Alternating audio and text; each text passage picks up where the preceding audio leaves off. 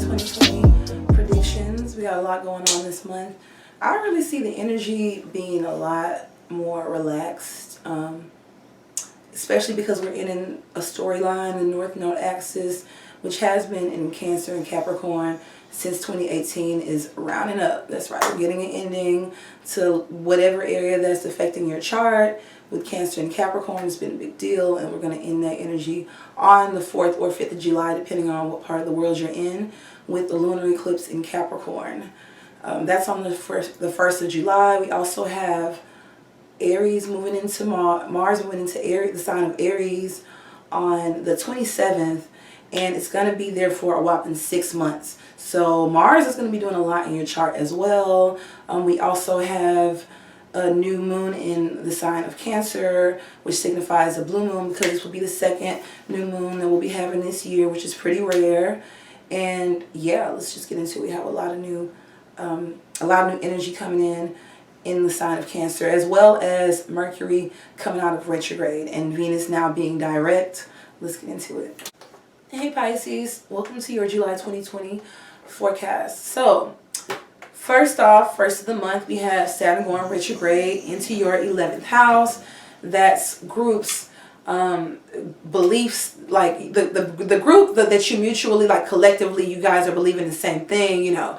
Things that aren't readily accepted goes in this house as well, like things like astrology, the internet, anything cutting edge and new. So I really see you going back over something or reestablishing something that you felt like was new energy, or you might have introduced people around you to something that was new, and now you're finally going back over, like, and getting more disciplined about it, or getting a level of restriction regarding like 11th house things, or even putting restrictions behind how many groups you reach out to, or like where you're investing your energy regarding groups and organizations and new ideas, or who you're sharing your ideas with, or maybe you're getting all these crazy downloads with Saturn going back retrograde, or like all these old epiphanies on things that you wanted to accomplish, and they're tying in with things that you've already with things that you're starting now. With Saturn going retrograde into your 11th house, you could just be going back over you're taking your belief system a lot more seriously. You're leading the group, but you're being a lot more disciplined about it.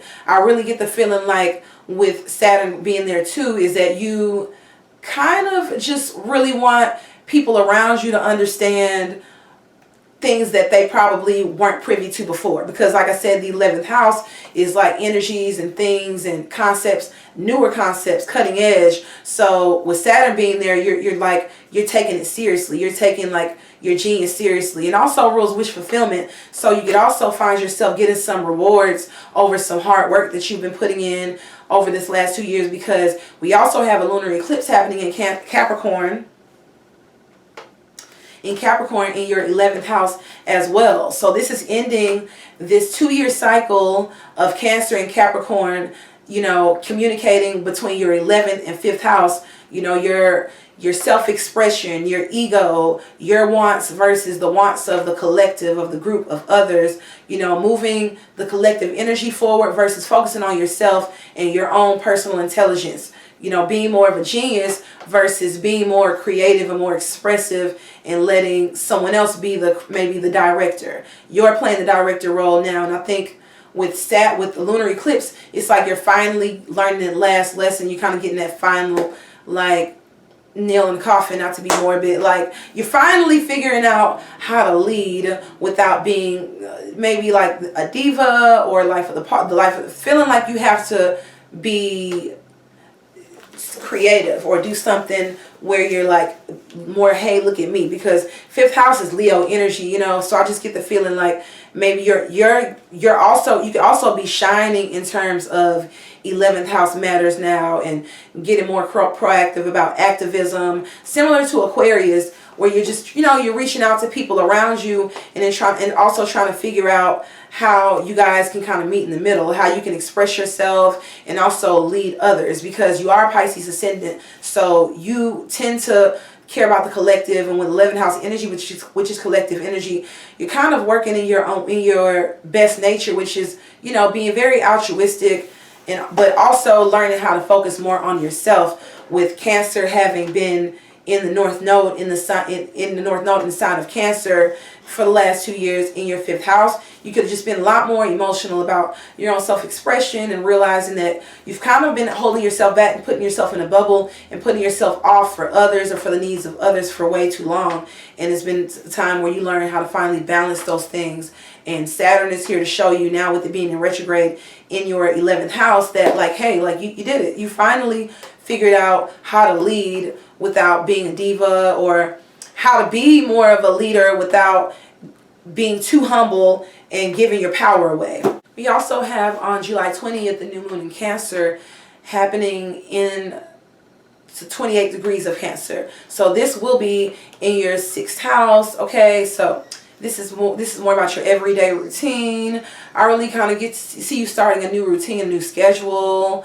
You know, maybe getting more into like the daily activities, the mundane, brushing your teeth and stuff like that. Maybe focusing more on like home projects or servicing others, but from a more practical sense. Like you could even be watching a friend's pet or something like that. The new moon will be the sun will be moving into the sign of Leo on the 22nd of July. So that'll also be lighting up your 6th house of everyday routine, of service to others, of fitness regimen. So you might be wanting to get more into like a fitness regime, or like get healthier, focus more on like working out on a daily, pumping iron, you know, like Pisces usually tend to be the hippies of the zodiac. So you could right now just be more so like, no, I actually want to get serious about it, everyday routine, like, and actually having fun with it, and actually having fun maybe with pets around the house, or like your routine could in some way involve like pets, you know, or like, you know,